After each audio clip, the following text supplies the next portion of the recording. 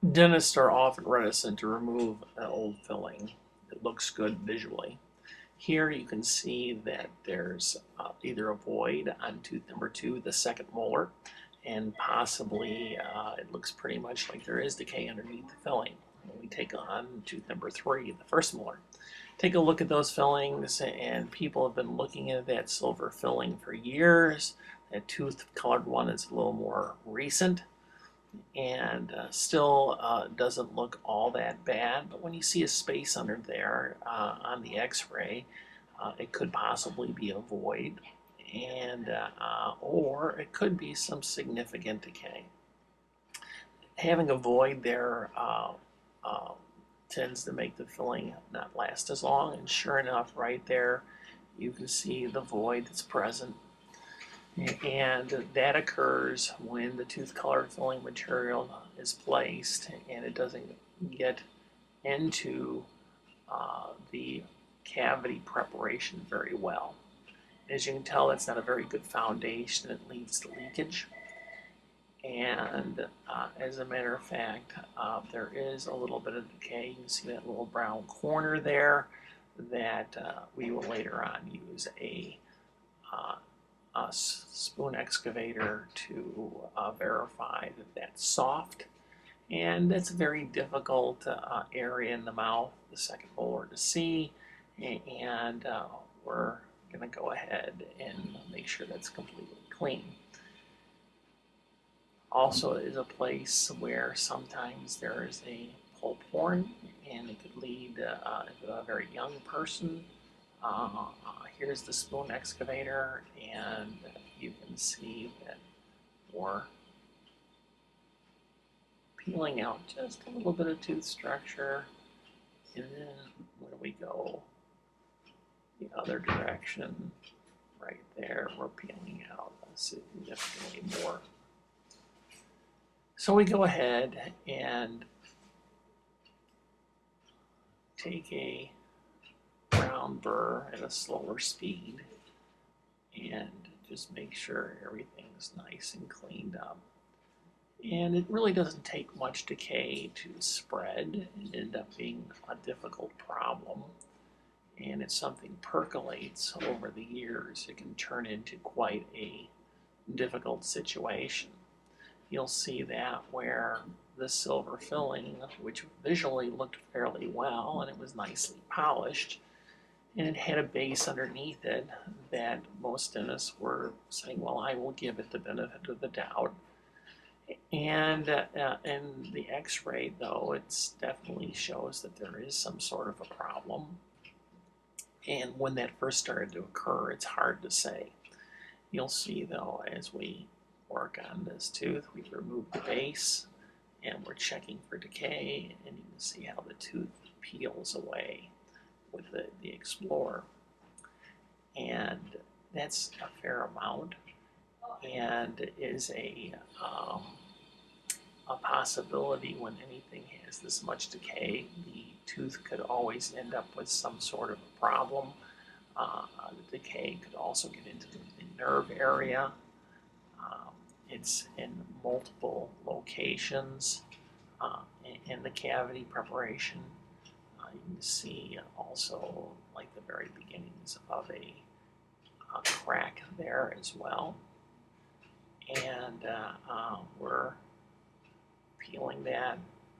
And decay spreads not only vertically but horizontally. And in this case, you can see how it's starting to get up underneath the cusp.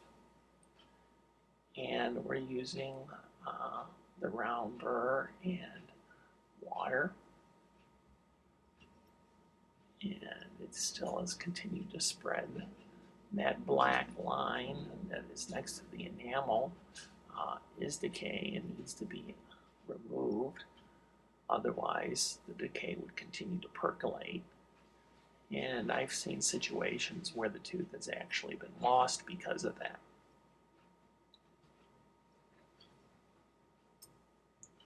And so we've opened it up a little bit, and there's some decalcification.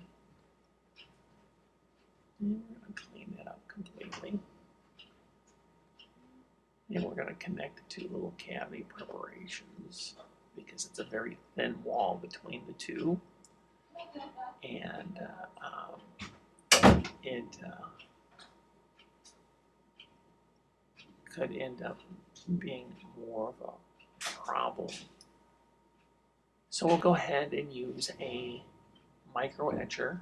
This is a Danville micro etcher that allows us to remove any residual silver filament area and make everything as clean as possible for the bonding that we'll be doing.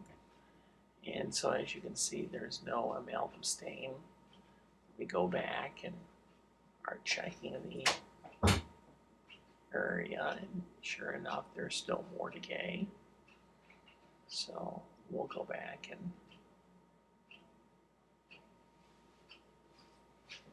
remove anything that's soft because you want hard tooth structure.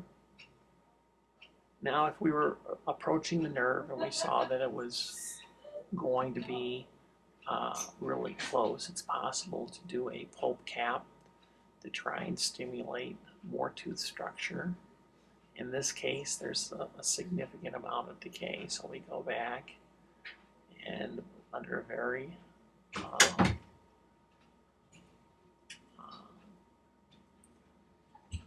we actually open up that area again to be able to remove any of the horizontal decay that occurs.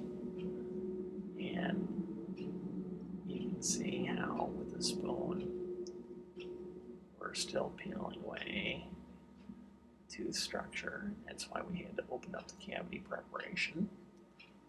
And now we're using the round burr to clean that all out.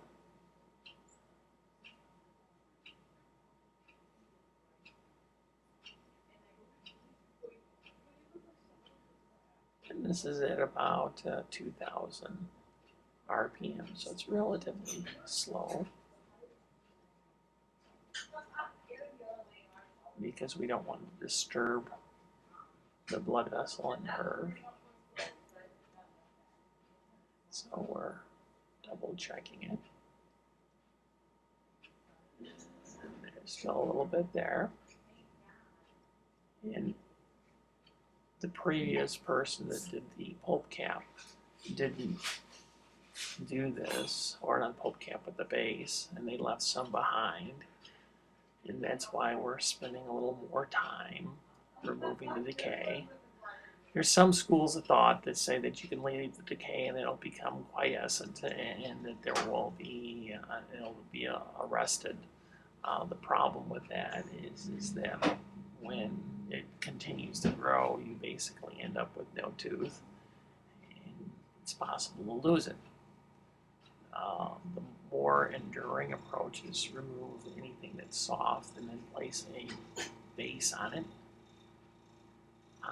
which will help protect the tooth with fluoride. Here's the little base. This happens to be feature bond, and we're going to place that in the cavity preparation. And we will light cure that to make that hard. And get everything prepared. Put a little bit of flowable in the base of the tooth, the cavity preparation. Then we go ahead and place the composite, and the little flowable goes into any possible areas where there are voids. And then we condense it. And this is the first molar. We're polishing that now to make that nice and smooth so the plaque won't occur. And we actually use a aluminum oxide two-step approach. There was a blue one that did the exact same thing that pink one did. And now the fillings are in place. They're nice and smooth. And I'm showing you the original x-rays from how we diagnosed it. Later in 6 months or a year, we might take some others to see what the comparison is.